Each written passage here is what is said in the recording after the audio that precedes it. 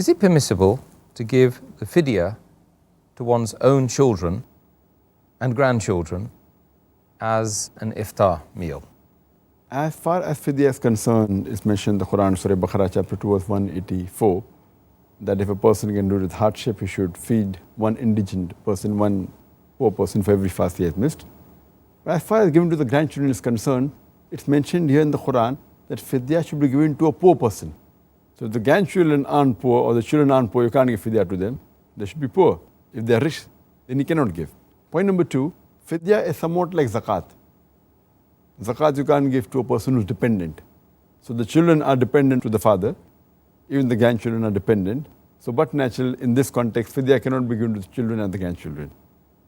And the third point to be noted is that if the person is very poor and the children are not dependent on the father or the grandfather, because he's so poor, he doesn't have money to look after them, only in that case, as the last resort, he can give Fidiah to the grandchildren or children based on the hadith of Sahih Bukhari, volume number 3, book of fasting, hadith number 1936. When a person comes to the Prophet, he gives the basket of date to him and says that feed it to the poor people. So he says that should I give it to someone who's poorer than me and my family? Prophet says yes.